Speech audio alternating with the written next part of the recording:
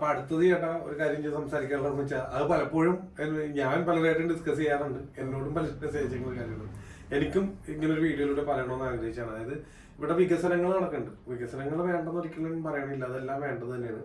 പക്ഷേ അടിസ്ഥാന സൗകര്യങ്ങൾ ചേട്ടൻ എപ്പോഴും പറയാറില്ലേ, മനുഷ്യന് മെയിനായിട്ട് വേണ്ട, ഞാൻ പലയിടത്തും ചേട്ടൻ പറഞ്ഞ കേട്ടിട്ടുണ്ട്. അതായത് റോഡ്, കുടിവെള്ളം, അങ്ങനെ കുറച്ച് കാര്യങ്ങൾ ചേട്ടൻ പറയാറുണ്ട്. ഇതൊന്നും മര്യാദക്ക് കിട്ടില്ല. റോഡ് എവിടെയാണ് ഇവിടെ മര്യാദക്ക് ഉള്ള റോഡ് എന്ന് പറയാൻ പറ്റുമോ? റോഡ് എന്ന് വേണമെങ്കിൽ പറയാം. അല്ലെങ്കിൽ കുടിവെള്ളം ആണെങ്കിലും, അല്ലെങ്കിൽ വേണ്ട ഇപ്പൊ ഒരു പോസ്റ്റിൽ നോക്കി കഴിഞ്ഞാൽ മുഴുവൻ കേബിളുകൾ. കഴിഞ്ഞ ദിവസം ഞാൻ അതിന്റെ വീഡിയോ ഇട്ടുള്ളൂ, നമ്മുടെ 50 മീറ്റർ എടുത്തിട്ട്. അല്ലെങ്കിൽ എന്താ പറയാ, ഇപ്പോഴും മലിന വണ്ടി പോകുമ്പോ കാക്കനാടുകാർക്ക് സുപരിചിതമാണ്, ഡെയിലി കാണാനായിരിക്കും മിക്ക ദിവസങ്ങളിലും. അതിനുവേണ്ടി നല്ല വണ്ടിയൊക്കെ ഇറക്കി, പക്ഷെ അതൊക്കെ എവിടെ പോയെന്ന് ഐഡിയ. ഇപ്പോഴും കൊണ്ടുപോകുമ്പോ അടുത്തുകൂടി പോകണ ബൈക്കുകാരന്റെ മേത്ത് വരെ വീഴും വേസ്റ്റ് വരണം. ആ ഒരു അവസ്ഥയാണ്. അല്ലെങ്കിൽ കുണ്ടും കുഴി. ഇന്നലെയും കൂടി അതിനൊരു കുഴിയുടെ വീഡിയോ ഇട്ടു മഴക്കാലം. ഇതിന്റെ ഉള്ളിലൊരു ബൈക്കുകാരൻ പോയി, അവനൊരു കുടുംബാംഗം പോയി കഴിഞ്ഞിട്ടായിരിക്കും ഇതിന്റെ പുറകെയാണ്. അപ്പൊ ഈ വികസനം വേണ്ടെന്നല്ല, ഇതൊക്കെ ഇല്ലാണ്ട് എന്ത് വികസനം എന്നോട് എനിക്ക് പറയുന്നത് എനിക്ക് മനസ്സിലാവില്ല. അതുപോലെ കുറെ ഫ്ലെക്സ് ബോർഡുകൾ, ചേട്ടൻ എന്താ അതിനെ കുറിച്ച് പറയാനുള്ളത്? എനിക്ക് പറയാനുള്ളത്, ഇപ്പൊ വികസനം എന്ന് ഇവര് പറയുമ്പോൾ നമ്മൾ അതിനെതിരെ പറയുമ്പോൾ അത് വികസന വിരോധി എന്ന് പറയും. പക്ഷെ ഇവരുദ്ദേശിക്കുന്ന വികസനം എന്താണെന്ന് ഇപ്പോഴും എനിക്ക് മനസ്സിലായിട്ടില്ല. കാരണം മനുഷ്യന്റെ അടിസ്ഥാന ആവശ്യങ്ങളാണ് ശുദ്ധമായ വായു, കുടിവെള്ളം, സഞ്ചാരയോഗ്യമായ റോഡുകൾ. ഇതുണ്ടോ ഇവിടെ? എന്തിനാണ് നമ്മളുടെ ഇപ്പം നാട്ടിൽ തന്നെ നിരന്തര ചുമയില്ലാത്ത മനുഷ്യരില്ല? എന്താണ് നമ്മളുടെ വായുമലിനീകരണത്തിന്റെ ഏറ്റവും വലിയ ഉദാഹരണമാണ്.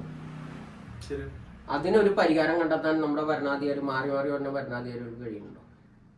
പിന്നെ നല്ല റോഡുകൾ നന്നാക്കും, അത് കഴിയുമ്പോൾ എന്തെങ്കിലും കാര്യത്തിന് അത് വെട്ടിപ്പൊളിച്ചാൽ അവിടെ കിടക്കും. അത് കൃത്യമായിട്ട് അത് ശരിയാണ്, പൈപ്പൊക്കെ പൊട്ടിയാൽ ശരിയാക്കണം, അല്ലെങ്കിൽ കേബിൾ പൊട്ടിയാൽ ശരിയാക്കണം, ഇതെല്ലാം വേണ്ടതാണ്. അത് ശരിയാക്കി കഴിയുമ്പോൾ ആ റോഡ് പൂർവ്വസ്ഥിതിയിലാക്കാനോ അത് ചെയ്യിക്കാനോ ഉള്ള ഉദ്യോഗസ്ഥരോ അതിനുവേണ്ടി മെനക്കെടാറില്ല. എന്തിനാ പലപ്പോഴും കാണുന്നത്? എല്ലാവരും അങ്ങനെയാണെന്നല്ല, ആ വാർഡിലെ കൗൺസിലർ പോലും വന്നില്ല.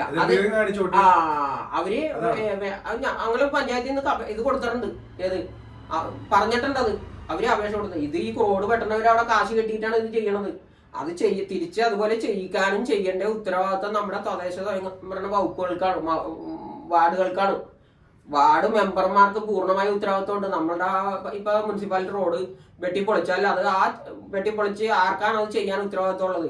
അവരെ കൊണ്ട് അത് ചെയ്യിക്കാനുള്ള ഉത്തരവാദിത്വം ഇവിടുത്തെ കൗൺസിലർക്കാണ്. ഇത് കൃത്യമായിട്ട് ചെയ്യിക്കാത്തത് ഇതിന്റെ പിന്നിലുള്ള അഴിമതി തന്നെയാണ്, ഭയങ്കര അഴിമതിയാണ്. ഇത് നമ്മളിപ്പോൾ ഒരു പൈപ്പ് റോഡ് ക്രോസ് ചെയ്ത് എടുക്കണമെങ്കിൽ നമ്മളവിടെ പൈസ കെട്ടി വെച്ച് കഴിഞ്ഞാലേ നമ്മൾക്ക് അതിനുള്ള സാങ്ഷൻ കിട്ടുള്ളൂ. ഈ പൈസ കെട്ടി വെക്കണത് ഈ റോഡ് ശരിയാക്കാനല്ലേ? അപ്പൊ പിന്നെ ഇവര് അത് ചെയ്യാതെ എന്താ? അത് കൊല്ലങ്ങൾ കഴിഞ്ഞിട്ട് എപ്പോഴെങ്കിലും ഇതിന് മെയിൻ്റെനൻസിന് ഫണ്ട് പാസ്സായി വരുമ്പോഴത്തേക്കാണ് അത് ചെയ്യുന്നത്. പിന്നെ നമ്മളോട് ഈ പൈസ വാങ്ങിക്കുന്നത് എന്തിനാ? അതാത് വാർഡ് കൗൺസിലർമാരുടെ അഴിമതി തന്നെയാണത്. അഴിമതി എന്ന് തന്നെ പറയേണ്ടി വരും, അല്ലെങ്കിൽ അവരുടെ കഴിവുകേട്. ഇപ്പൊ അവര് പറയും അഴിമതി ഇല്ലെങ്കിൽ അവരുടെ കഴിവുകേടാണ്. അത്രയും കഴിവില്ലാത്തവര് ഒരു കൗൺസിലർ ആകാൻ നിൽക്കരുതെന്നാണ് എന്റെ അഭിപ്രായം. പിന്നെ ഇപ്പൊ മാലിന്യ വണ്ടി പോണ കാര്യം പറഞ്ഞില്ലേ, എനിക്കും അനുഭവമുണ്ട്. ഞാനൊരു ദിവസം ബൈക്കിന് പോയപ്പോഴത്തേക്കും ഈ റോഡ് ഇങ്ങനെ വട്ടം വെട്ടിയിട്ടായിട്ട് ഒരു കുഴി പോലെ അടക്കിയാണ്. വണ്ടി ചാടിയപ്പോഴത്തേക്കും ഒരു ചാക്കുകേട്ട അങ്ങനെ തന്നെയാണ് വന്നു വീണത്. എന്റെ മേത്ത് വീണില്ല, പക്ഷെ അത് മേത്താണ് വീഴണമെങ്കിൽ, ടൂ വീലറിന് പോണ ഒരാളുടെ മേത്താണ് വീഴണമെങ്കിൽ എന്തായിരിക്കും? ആള് വീഴും, ചിലപ്പോ പുറകിൽ തന്നെ വണ്ടി കയറും. അത് മരിച്ചു കഴിയുമ്പോഴത്തേക്കും ഇതിന് നടപടി എടുക്കും. എത്ര ദിവസത്തേക്ക്? ഒരാഴ്ചത്തേക്ക്. ഇപ്പൊ നമ്മളുടെ തന്നെ ഈ ഇവിടെ ആ കാണയുടെ സ്ലാബ് ഇട്ടേക്കണതിന്റെ മുകളിൽ കൂടി കയറിപ്പോയി മറിഞ്ഞു വീണ്, ടൂ വീലറിൽ നിന്ന് മറിഞ്ഞു വീണ് ഒരു ലേഡി മരിക്കുന്ന ഒരു അവസ്ഥ ഉണ്ടായി. 1 വർഷമായിട്ടുണ്ട് ഇപ്പൊ. അന്നേരം അതിനെ കൂടി വണ്ടി പോകാതിരിക്കാനായിട്ട് മറ്റേ ബ്ലോക്ക് ചെയ്യല്, ഗാർഡിന് നിർത്തല് ഭയങ്കര അഭ്യാസമായിരുന്നു. ഇപ്പൊ എങ്ങനെ നടക്കണം? ഇപ്പൊ ആ പഴയ അവസ്ഥ തന്നെയാണ്. ആൾക്കാർ അതിനെ കൂടി ഇടിച്ചു പൊളിച്ച് കയറി പോണേനും വീണ് മരിച്ചു കഴിയുമ്പോഴത്തേക്കും അതിന് നടപടി എടുക്കാൻ വരും. എന്ത് സംവിധാനം? ഇപ്പൊ ഇവിടെ ഹോട്ടലുകളിൽ മോശമായ ഭക്ഷണം കഴിച്ച് ആരെങ്കിലും മരിച്ചു കഴിയുമ്പോൾ കുറച്ച് ദിവസത്തേക്ക് ആരോഗ്യ വകുപ്പ് ഭയങ്കര പ്രവർത്തനമായിരിക്കും. റെയ്ഡ് കാര്യങ്ങൾ അവിടെ പിടിച്ച് ഇവിടെ പിടിച്ച് അത് അന്നേരം ഇവർ ഉണർന്ന് പ്രവർത്തിക്കുകയാണ്. അതുവരെ ഇവരെന്താ മൂടിപ്പോയി ചേർന്ന് ഉറങ്ങിയാണ് ഈ ശമ്പളം മേടിച്ചിട്ട്. എനിക്ക് ചോദിക്കാനുള്ളതാണ്, ഇവിടെ എന്തിനാണ് ഈ നമ്മൾ ജയിപ്പിച്ചു വിടുന്ന MLA-മാരും MP-മാരും കൗൺസിലർമാരും ഒക്കെ ഇങ്ങനെയുള്ള ഉദ്യോഗസ്ഥരെ കൊണ്ട് ജോലി ചെയ്യിക്കണം? അതിനുള്ള കഴിവ് അവർക്ക് വേണം. അതിനാണ് നമ്മൾ ഇത് വിടുന്നത്. ഇവര് അതിന് ശരിക്കും പറഞ്ഞാൽ പൊതുപ്രവർത്തനം എന്ന് പറഞ്ഞാൽ ശമ്പളത്തോടെ ചെയ്യേണ്ട ഒരു ജോലിയൊന്നുമല്ല. പൊതുപ്രവർത്തനം സേവനമാണ്. പക്ഷെ നമ്മുടെ നാട്ടില് പൊതുപ്രവർത്തനം അന്യായ ശമ്പളത്തോടെ ചെയ്യുന്ന ഒരു പ്രവർത്തനമാണ്. അന്യായ ശമ്പളം തന്നെയാണ്, ആനുകൂല്യങ്ങൾ അതിനും വേണ്ടിയുണ്ട്. സുഖ സൗകര്യങ്ങൾ. ഇപ്പൊ ഇന്നോവ ക്രിസ്റ്റ ഇല്ലാതെ ഒരു കൗൺസിലർക്ക് പോലും ഒരു മുനിസിപ്പാലിറ്റി ചെയർമാന് പോലും പുറത്തേക്ക് ഇറങ്ങാൻ പറ്റില്ല. ഇന്നോവ ക്രിസ്റ്റ തന്നെ വേണം. കേന്ദ്രത്തിൽ ഭരിക്കണ ക്യാബിനറ്റ് റാങ്കുള്ള മന്ത്രിമാര് നടക്കണ അതിലും കുറഞ്ഞ വണ്ടിയില്ല. അപ്പൊ ഇത്തരം സുഖ സൗകര്യങ്ങൾ ഇവർ അനുഭവിക്കാൻ വേണ്ടി മാത്രമാണോ ഈ സംവിധാനങ്ങളൊക്കെ ഉണ്ടാക്കി വെച്ചേക്കണെന്നാണ് എനിക്ക് ഇത്. അതുപോലെ ഇപ്പൊ ഇലക്ഷൻ ആയപ്പോഴത്തേക്കും നമ്മൾ പല സ്ഥലത്തും കണ്ടുവരുന്നുണ്ട്. നമ്മുടെ TV തുറന്നാൽ തന്നെ സർക്കാർ ചെയ്ത കാര്യങ്ങളുടെ പരസ്യങ്ങളാണ്. ഫ്ലെക്സ് ബോർഡുകളും അതുപോലെ ട്രാൻസ്പോർട്ട് വണ്ടിയിൽ കംപ്ലീറ്റ് നമ്മുടെ സർക്കാർ കഴിഞ്ഞ 10 വർഷം കൊണ്ട് ചെയ്തെന്നും പറഞ്ഞുള്ള പരസ്യങ്ങളാണ്. ഈ പരസ്യം ചെയ്യുന്നത് ഖജനാവിലെ കാശ് കൊണ്ടാണ്. ഇവര് നമ്മൾക്ക് തേനും പാലും ഒഴിക്കേക്കാന്ന് പറഞ്ഞ് ഇവര് അധികാരത്തിൽ കയറണത്. അത് ചെയ്യണത് ഇവര് ഇവിടെ അധികാരത്തിൽ കയറിയിട്ട് ഗൾഫിൽ പോയി പണിയെടുത്തുകൊണ്ടുള്ള കാശ് കൊണ്ടല്ല ഇവര് ഇത് ചെയ്യണത്. നമ്മൾ കൊടുക്കുന്ന നികുതി പണത്തിൽ നിന്ന് അവര് തിന്നു കഴിഞ്ഞ് ബാക്കിയുള്ളത് വെച്ചാണ് അവരുടെ സുഖജീവിതം 5 സ്റ്റാർ ജീവിതം നടത്തിയിട്ട് അതിൽ നിന്ന് ബാക്കിയുള്ളത് വെച്ചാണ് ഇത് ചെയ്യണത്. അതും കൃത്യമായി ചെയ്യാതെ ചെയ്തെന്നും പറഞ്ഞ് അതിൽ നിന്ന് തന്നെ ആ ഖജനാവിലെ കാശ് വെച്ച് തന്നെയാണ് ഈ പരസ്യം നടത്തുന്നത്.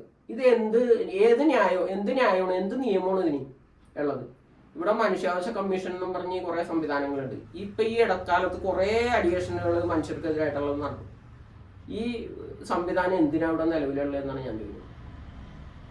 കാരണം കോടിക്കണക്കിന് രൂപ ഒരു മാസം ചെലവുണ്ട്. ഒരു ഹൈക്കോടതി ജഡ്ജി, റിട്ടയർഡായ ജഡ്ജി, അതിന്റെ അനുബന്ധ സ്ഥാപനങ്ങൾ, വണ്ടി, ഓഫീസ്, ഇതൊക്കെ ആയിട്ട് അതൊക്കെ കൃത്യമായിട്ട് പ്രവർത്തിക്കാതെ ഈ രാഷ്ട്രീയക്കാർക്ക് അവരുടെ താളത്തിന് വേണ്ടി മാത്രം പ്രവർത്തിക്കുന്ന ഒരു സംവിധാനങ്ങളാണ് ഇതൊക്കെ. അതുപോലെ നമ്മുടെ ഇവിടെ PSC ബോർഡ് എന്നും പറഞ്ഞുകൊണ്ട് ഇതുണ്ട്. ഇപ്പൊ ഈ കഴിഞ്ഞ ദിവസം കണ്ടില്ലേ, 1ാം റാങ്ക് കിട്ടിയ പിള്ളേരുടെ വരെയും ആ കാലാവധി കഴിഞ്ഞിട്ട് അവരെ നിയമിച്ചിട്ടില്ല. ഇവരെ നിയമിക്കാൻ അല്ലെങ്കിൽ ആ പരീക്ഷ നടത്തി റാങ്ക് ലിസ്റ്റ് ഒക്കെ തയ്യാറാക്കേണ്ട കാര്യമുണ്ടോ? ഇവരെന്തോരം ഒരു റാങ്ക് ലിസ്റ്റിൽ 1ാം റാങ്ക് വന്നെങ്കിൽ എന്തോരം കഷ്ടപ്പെട്ടിട്ടായിരിക്കും ആ കുട്ടി വിദ്യാർത്ഥി വന്നേന്നുള്ളത് നമുക്കൊന്ന് ചിന്തിക്കാമല്ലോ. അവരത്രയും കഷ്ടപ്പെട്ട് വന്നിട്ട് അവരെ നിയമിക്കില്ല. ഇവര് പുറകെ കൂടി പാർട്ടിക്കാരെയും അർഹതയില്ലാത്തവരെ, യോഗ്യത ഇല്ലാത്തവരാണ് ഈ നിയമിക്കണം കംപ്ലീറ്റ്. ഒരുപാട് പേരെ തിരികെ കയറ്റും. നമ്മളെ പാർട്ടിക്ക് വേണ്ടി കൊടി പിടിക്കണവരെയും കൊല്ലാൻ നടക്കണവരെയും ചിന്താവ വിളിക്കണവരെയും മറ്റുള്ളവർ തെറി പറയണവരെയും ഇവരെയൊക്കെ നിയമിച്ചിട്ട് ഈ ഉദ്യോഗാർത്ഥികളെ മുഴുവൻ റാങ്ക് ലിസ്റ്റ് റദ്ദാക്കുക. അങ്ങനെ റാങ്ക് ലിസ്റ്റ് റദ്ദാക്കാനാണെങ്കിൽ പിന്നെ പരീക്ഷ നടത്തേണ്ട കാര്യമില്ലല്ലോ. ആ ഒഴിവ് ഉണ്ടെന്നും പറഞ്ഞ് അത് പബ്ലിസിറ്റി ചെയ്തിട്ട് അതിനു വേണ്ടി പരീക്ഷ നടത്തി റാങ്ക് ലിസ്റ്റിൽ കയറി കഴിഞ്ഞാൽ അവർക്ക് നിയമനം കൊടുത്തിരിക്കണം. റാങ്ക് ലിസ്റ്റിൽ കൊടുക്കാൻ പറ്റൂല്ലെങ്കിൽ ആ പരീക്ഷ നടത്തേണ്ട കാര്യമില്ലല്ലോ. അതല്ലേ ശരി? ഇങ്ങനെയുള്ള കാര്യങ്ങളാണ് ഇവിടെ നടന്നുകൊണ്ടിരിക്കുന്നത്. അതുപോലെ ഈ പരസ്യം ചെയ്യണ കാര്യത്തിൽ നമ്മളുടെ നികുതി പണം എടുത്തിട്ട് സർക്കാർ ഇതൊക്കെ ചെയ്തിട്ടുണ്ടെങ്കിൽ നമുക്കത് അനുഭവത്തിലുണ്ടാവില്ലേ? നമുക്കത് കാണാൻ പറ്റില്ല. അദൃശ്യമായ വികസനമല്ല ഇവിടെ നടക്കേണ്ടത്. ഇവര് പറയുന്ന അദൃശ്യമായ വികസനങ്ങളാണ്. ഒന്നും നടന്നില്ല എന്നല്ല നമ്മൾ പറയണത്. കുറെ കാര്യങ്ങളൊക്കെ നടക്കുന്നുണ്ട്. അത് നടത്തണമല്ലോ.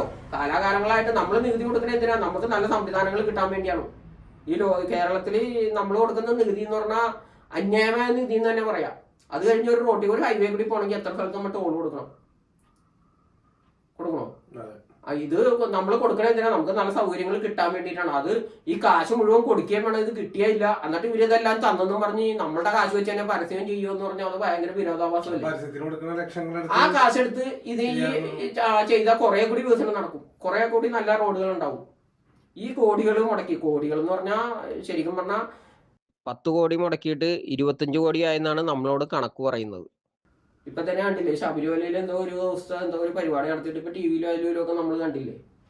അതിന്റെ ആ ഒരു ദിവസത്തെ പരിപാടിയുടെ കണക്ക് ഇത്രയും ദിവസമായിട്ട് കോടതിക്ക് കൊടുക്കാൻ ഇവർക്ക് പറ്റണില്ല. പല പ്രാവശ്യം കണക്കുമായിട്ട് എന്നിട്ടും ആ കണക്ക് തമ്മിൽ ടാലി ആകണില്ല. അതാണ് ഇവിടുത്തെ സംവിധാനം. അപ്പൊ ഇതെന്താണ് ഇവിടെ നടക്കുന്നത്? മനസ്സിലായോ? ഒരു ദിവസത്തെ പരിപാടി നടത്തിയാണ് അവര് നടത്താത്ത പരിപാടിയുടെ പേരിൽ വരെയും ബില്ലെഴുതിക്കൊണ്ട് കാശ് അടിച്ചു മാറ്റിയേക്കണമെന്ന് പറയുന്നത്. അപ്പൊ ഇങ്ങനെയുള്ള പരിപാടികൾ നടത്തിയിട്ട് നമ്മളെ പറ്റിക്കാനായിട്ട് ഈ പരസ്യങ്ങൾ നടത്തുമ്പോൾ നമ്മൾ തിരിച്ചറിയാൻ ശ്രമിക്കണം. സാധാരണക്കാരായ ജനങ്ങൾ നമ്മൾ വോട്ട് ചെയ്യാൻ ചെല്ലുമ്പോഴത്തേക്കും നമുക്ക് കൃത്യമായ ബോധ്യം ഉണ്ടാവണം. ഈ പറഞ്ഞതാണോ സത്യം, നമ്മൾ അനുഭവിച്ചതാണോ സത്യം എന്നുള്ളത്. നമ്മൾ അനുഭവിച്ച സത്യം തിരിച്ചറിയാനുള്ള ബോധ്യം നമുക്ക് ഉണ്ടാവണം. അതാണ് എനിക്ക് ആദ്യമായിട്ട് തന്നെ പറയാനുള്ള കാര്യം. മറ്റുള്ളവരെ മെയിനായിട്ട് നമ്മുടെ മനസ്സിൽ കാണുക. കാരണം ചിലപ്പോൾ നമുക്കൊക്കെ ജീവിക്കാനുള്ള വക ഉണ്ടാവുമായിരിക്കും. ഒരു ഗതിയില്ലാത്തവർ ഇതിലും താഴെ കിടക്കുന്നവരുണ്ട്. അവരെയും കൂടി മനസ്സിൽ കാണുക. നിങ്ങളുടെ സ്വാർത്ഥ ലാഭത്തിനോ അല്ലെങ്കിൽ മറ്റെന്തെങ്കിലും ലാഭത്തിനോ നിങ്ങളുടെ പാർട്ടി നോക്കി അതൊന്നും അല്ല. അവരെ കൂടി മനസ്സിൽ കണ്ടിട്ട് നിങ്ങൾ മുന്നേറുക, ചിന്തിച്ച്. അല്ല, ഇവിടെ ഈ പിന്നോക്ക വിഭാഗങ്ങൾ എന്ന് പറഞ്ഞിട്ടേ കുറെ ആൾക്കാരുണ്ട്, SC/ST ആദിവാസികൾ, ഇവരുടെയൊക്കെ പേരിൽ ഒരു വർഷം ഒരു 10 വർഷത്തെ കണക്കെടുത്താൽ നമ്മൾ ഞെട്ടിപ്പോവും. ആ വിഭാഗത്തിലുള്ള സർവ്വ ആൾക്കാരും ഇന്ന് നല്ല സമൃദ്ധിയിൽ ജീവിക്കേണ്ട അത്രയും കാശ് അവർക്ക് വേണ്ടി ചെലവഴിച്ചിട്ടുണ്ടാവും. ഈ കാശൊക്കെ എവിടെ പോകണം? ഇന്നും ആദിവാസി മേഖലകളിൽ നമ്മൾ ചെന്നാൽ കാണാം, വിദ്യാഭ്യാസവും ഇല്ല, തൊഴിലും ഇല്ല, ചോർന്നൊലിക്കുന്ന വീട്ടിൽ ഭയങ്കര, ശരിക്കും പറഞ്ഞാൽ മനുഷ്യർ ജീവിക്കാൻ പറ്റാത്ത സാഹചര്യത്തിൽ ജീവിക്കണ മനുഷ്യർ ഒരുപാടുണ്ട്. ഇവർക്കൊക്കെ വേണ്ടി ഈ സർക്കാർ വിനിയോഗിക്കുന്ന ഈ ഫണ്ടുകൾ എവിടെ പോകും? കാലാകാലങ്ങളിൽ ഇപ്പൊ മാത്രമല്ല കേട്ടോ, ഇത് കൊല്ലങ്ങളായിട്ട് ഇത് വന്നുകൊണ്ടിരിക്കുന്ന ഒരു 25 കൊല്ലത്തെ കണക്കെടുത്താൽ നമ്മൾ ചിലപ്പോൾ ഞെട്ടിപ്പോകും. അതിനു വേണ്ടി ഫണ്ട് ചെലവഴിച്ചിട്ടുണ്ട്. അവർക്ക് ഇപ്പോഴും ഒരു കുട്ടികൾക്ക് സ്കൂളിൽ പോകാൻ ഒരു വഴി പോലും ഇല്ലാത്ത പല സ്ഥലങ്ങളുണ്ട്. നമ്മൾ ചില സമയത്ത് TV-യിലൊക്കെ കാണാറുണ്ട്, എന്തെങ്കിലും ആരെങ്കിലും മരിക്കുകയൊക്കെ ചെയ്യുമ്പോഴത്തേക്കും മുളവടിമേലൊക്കെ വെച്ച് തുണിയിൽ കെട്ടി കിലോമീറ്ററുകളൊക്കെ നടന്നു പോകേണ്ട അവസ്ഥയൊക്കെ ഉള്ള ആൾക്കാർ, അങ്ങനെയും ജീവിക്കുന്ന ആൾക്കാരുണ്ട്. ആ ആൾക്കാരുടെ മുന്നിലാണ് ഈ ഭരണത്തിൽ കയറുന്ന ആൾക്കാർ 10-25 വാഹനത്തിന്റെ അകമ്പടിയോടെ ലോകത്ത് ഇന്ന് കിട്ടുന്നതിൽ ഏറ്റവും മുന്തിയനം വാഹനത്തിൽ സഞ്ചരിക്കുന്ന ഭരണാധികാരികൾ. അതുപോലെ ഒരു ഹെലികോപ്റ്റർ വാടക എടുത്തിട്ടുണ്ട്. ഇതൊക്കെ എന്തിനു വേണ്ടിയാണ്? ഹെലികോപ്റ്റർ ആവശ്യമുണ്ടെങ്കിൽ ആ സമയത്ത് എടുത്താൽ പോരെ. വെറുതെ ഒരു ഹെലികോപ്റ്റർ ഈ ചില പടങ്ങളിലൊക്കെ കാണൂലേ, പണ്ടത്തെ തെലുങ്ക് പടത്തിലൊക്കെ കാണാം ഇതുപോലെ. നമ്മൾ അതിൻ്റെ ഹീറോ പോകുമ്പോഴത്തേക്ക് ഒരു 50 വണ്ടി കുറെ മ്യൂസിക്കൊക്കെ ഇട്ട് അതിന്റെ പുറകെ, അതാണ് നമുക്ക് ഓർമ്മ വേണ്ടത്. പണ്ട് ഷോലെ എന്ന് പറഞ്ഞൊരു പടം ഉണ്ടായി, ഇതാണ് എനിക്ക് ഓർമ്മ വേണ്ടത് ഇപ്പൊ മന്ത്രിമാര് വരുമ്പോഴത്തേക്കും. കാരണം ആദ്യം തന്നെ കുറെ ആൾക്കാർ തോക്കും ഇതൊക്കെ ആയിട്ട് വന്നിട്ട് ആൾക്കാരെയൊക്കെ അടിച്ചു ഓടിച്ചൊക്കെ കഴിഞ്ഞിട്ട് ഈ ആള് തന്നെയാണ്. അതുപോലെയാണ് ഇപ്പൊ റോഡിൽ നമ്മുടെ ഇടവഴിയിൽ നിന്ന് മെയിൻ റോഡിലേക്കൊന്നും കയറാൻ സമ്മതിക്കില്ല. പോലീസുകാർ വന്നു നിന്നിട്ട് എല്ലായിടത്തും ബ്ലോക്ക് ചെയ്തിട്ടാണ് ഈ രാജാവ് പോണത്. ഇങ്ങനെയൊക്കെയാണ് ഭരണാധികാരികൾ സഞ്ചരിക്കുകയും ചെയ്യേണ്ടത്. നമ്മുടെ ഇവിടെ എന്താ പറയുക, തീവ്രവാദ മേഖലയാണ്. ഇപ്പൊ ഗൾഫ് യുദ്ധം നടക്കണ പോലെ ഏതുനേരം മിസൈൽ വന്നുകൊണ്ടിരിക്കുന്ന സ്ഥലമാണോ നമ്മുടെ കേരളം.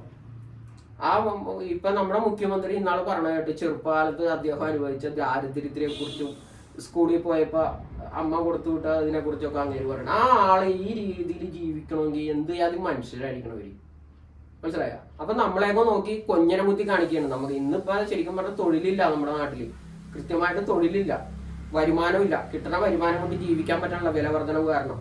പണ്ട് സപ്ലൈകോയിലൊക്കെ ചെന്നാൽ എന്തെങ്കിലുമൊക്കെ കിട്ടുമായിരുന്നു. ഇപ്പൊ സപ്ലൈകോയിലൊന്നും ചെന്നാൽ സബ്സിഡിയുള്ള ഒരു സാധനവും ഇല്ല, മനസ്സിലായോ?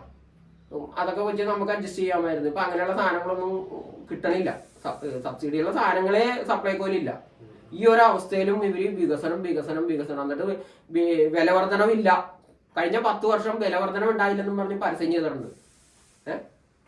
പവർ കട്ട് ഇല്ലെന്നും പറഞ്ഞ് പരസ്യം ചെയ്യുന്നുണ്ട്. പവർ കട്ട് ഉണ്ടായില്ല, പക്ഷെ കിട്ടാവുന്നതിന്റെ ഏറ്റവും വലിയ കാശ് കൊടുത്ത് പുറത്തുനിന്ന് കറണ്ട്, കേന്ദ്ര വിദ്യുത്തിൽ നിന്ന് കറണ്ട് കിട്ടണോണ്ടാണ് നമുക്ക് ഇന്നിവിടെ പവർ കട്ട് ഇല്ലാത്തത്.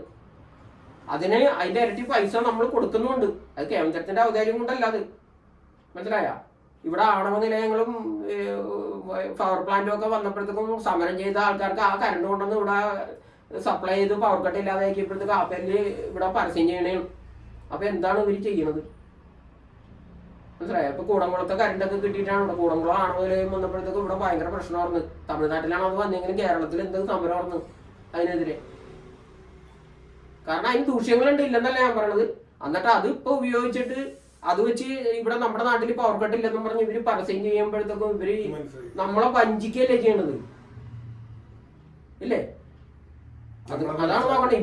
ഇവര് സ്വന്തം കഴിവുകൊണ്ട് അവിടെ ഇരുന്ന് കറണ്ട് ഉത്പാദിപ്പിച്ചിട്ട് നമുക്ക് തന്നെ പോലെയാണ് ഇവര് പരസ്യം ചെയ്യണം. ഇങ്ങനെയൊക്കെയാണ് നമ്മുടെ നാട്ടിൽ നടക്കുന്ന വികസനങ്ങൾ. വികസനം വേണ്ട എന്ന് പറയണില്ല, വികസനം നടക്കണം, കൃത്യമായിട്ട് വികസനം നടക്കണം. ഇപ്പൊ നടക്കണ പോലെ അല്ല, നല്ല രീതിയിൽ തന്നെ വികസനം നടക്കണം. അത് താഴേക്കടയിലുള്ളവനും ഗുണം കിട്ടുന്ന രീതിയിലുള്ള, അല്ലാതെ അവൻ ഇതിന്റെ ദുരിതവശങ്ങളെല്ലാം അവൻ അനുഭവിക്കുക, ഈ മുൻപന്തിയിൽ നിൽക്കുന്ന ആൾക്കാർ ഇതിന്റെ നന്മ മാത്രം അനുഭവിക്കുക എന്നുള്ള അവസ്ഥയിലുള്ള വികസനം വരരുത്. പിന്നെ ഇപ്പൊ തെരഞ്ഞെടുപ്പ് വരുമ്പോഴത്തേക്കും എല്ലാ ആൾക്കാരും വികസനത്തിന് വേണ്ടി വോട്ട് എന്നും പറഞ്ഞാണ് നാടുകൾ നടക്കുന്നത്. ഇത് മാത്രം പറയാതെ ജനങ്ങൾ ഇവിടെ ഉണ്ട്, ദുരിതം അനുഭവിക്കുന്ന ജനങ്ങളുണ്ട്. ഇവിടെ അസംഘടിത മേഖലയിൽ തൊഴിലെടുക്കുന്ന ആൾക്കാരും താഴേക്കടയിൽ കൂലിവേല ചെയ്യുന്ന ആൾക്കാരും ഒക്കെയാണ് ഒരു 60% വരുന്ന ജനങ്ങളും. 60-65% പണിയെടുത്ത് ജീവിക്കുന്ന ആൾക്കാരാണ്.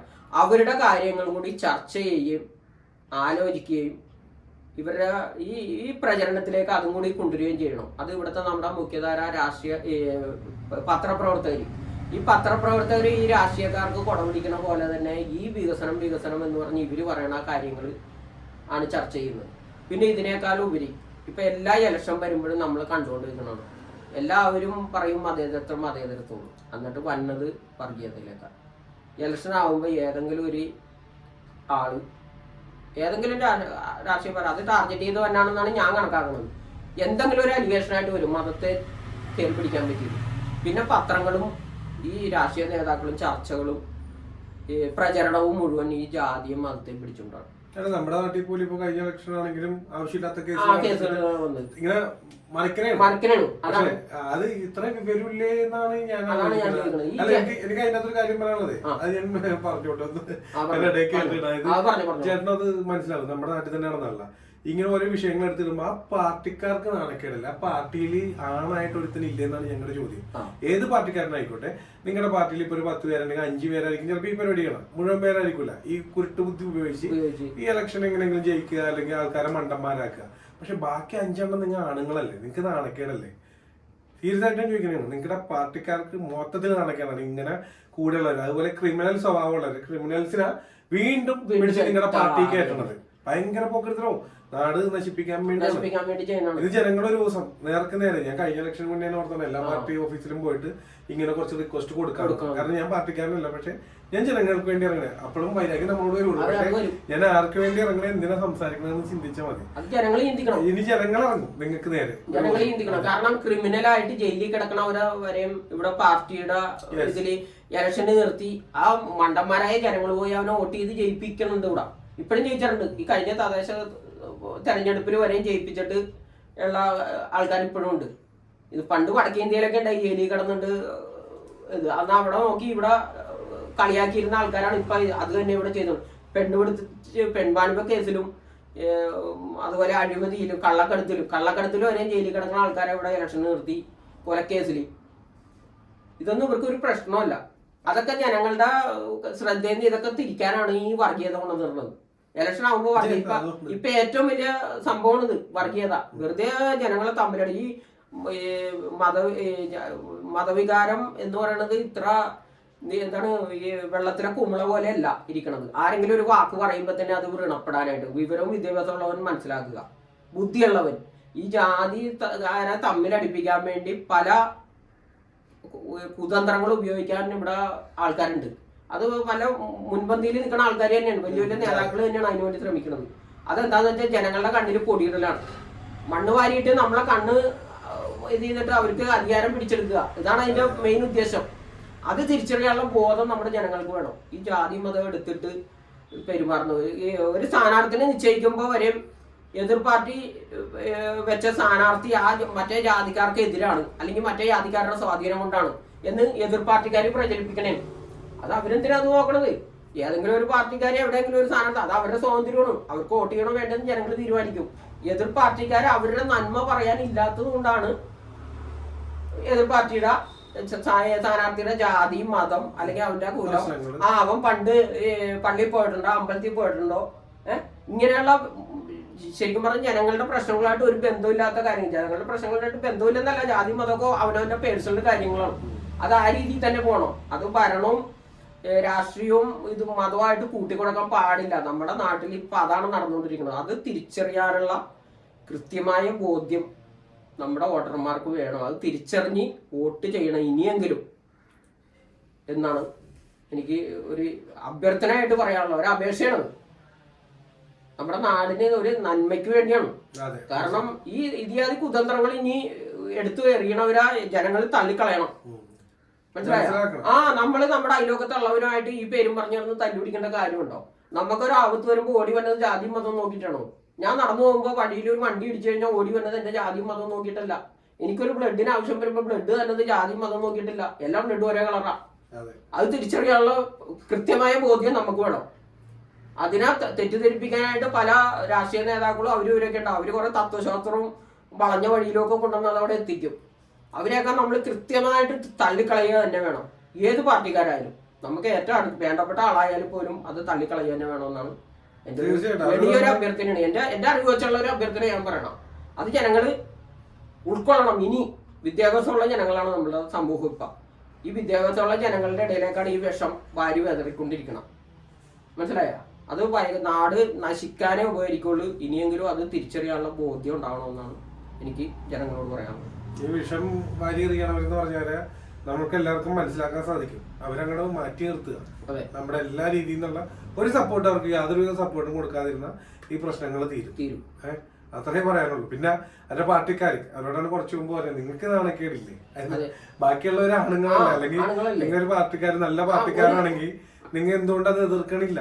അതൊരു ഭയങ്കര നാട് നിങ്ങളും കൂടി നശിപ്പിക്കണം എന്നുള്ളതിന്റെ ഒരു തെളിവാണ്. അതുപോലെ എതിർ പാർട്ടിയിൽ നിൽക്കുന്ന ആൾ ഒരു അഴിമതിക്കാരനാണ്, അല്ലെങ്കിൽ പെണ്ണുപിടുത്തക്കാരനാണ്, അവൻ ഭയങ്കര ആരോപണമായിരിക്കും അവനെതിരെ.